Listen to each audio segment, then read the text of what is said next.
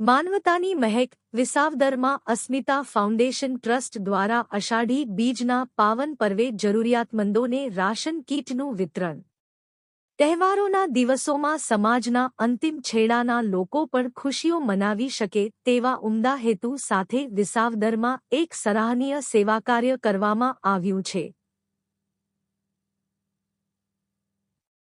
વિસાવદરના હનુમાનપરા સ્થિત અસ્મિતા foundation trust દ્વારા પવિત્ર અષાઢી બીજની પૂર્વ સંધ્યાએ સ્થાનિક જરૂરિયાતમંદ અને એકલવાયુ જીવન જીવતા ગરીબ પરિવારોને રાશન કીટનું વિતરણ કરવામાં આવ્યું હતું।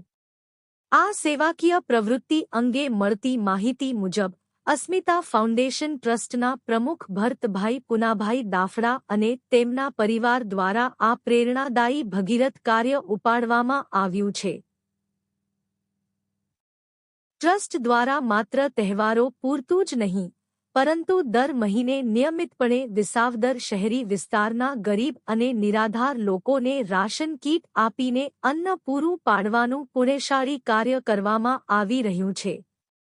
અષાઢી બીજના પર્વે આયોજિત આ વિતરણ વ્યવસ્થામાં ટ્રસ્ટના સભ્યો ઉપરાંત સ્થાનિક આગેવાનો અને પત્રકારો પણ જોડાયા હતા, જેમાં શ્રી સી વી જોશી પત્રકાર, શ્રી શ્યામ ચાવડા પત્રકાર, શ્રી રાહુલભાઈ દાફડા તેમજ અન્ય સેવાભાવી યુવાનોએ ઉપસ્થિત રહીને રાશન કીટ વિતરણની કામગીરીમાં પોતાનું યોગદાન આપ્યું હતું। મુશ્કેલ પરિસ્થિતિમાં જીવતા લોકો માટે આશીર્વાદરૂપ બનનાર પ્રમુખ ભરતભાઈ દાફડા અને તેમના પરિવારની આ પરમાર્થની સરવાણીને બિરદાવી વિસાવદર પંથક અને સોશિયલ મીડિયામાં ઠેર ઠેરથી તેઓને અભિનંદન અને ધન્યવાદ પાઠવવામાં આવી રહ્યા છે।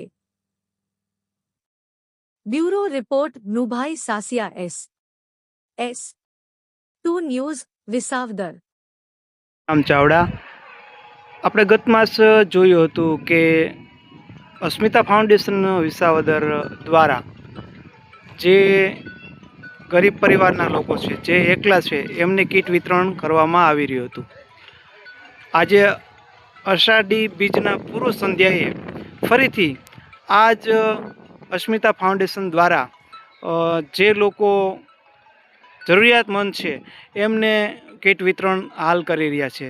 તો અત્યારે આપણે જોઈ રહ્યા છીએ કે એ લોકોને કીટ વિતરણ ભરતભાઈ દાફડા, પત્રકાર શ્રી જોશી સાહેબ, પ્રવીણભાઈ તેમજ ભરતભાઈના પુત્ર એ હાલ કીટ વિતરણ કરી રહ્યા છે।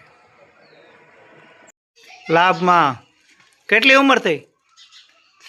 કેટલા વર્ષ થયા તમારા? 94 વર્ષ। 94 વર્ષ પ્રજાપતિ। એકલા જ છો કે? અટક અમારી ધંધુક્યા। એકલા જ છો કે કોઈ છે તમારે? છોકરા છે પણ ટુકડો દેતા નથી। લોરીઓ મારા હાથમાં જલમ છે, આ ઘર એનું દોર્યું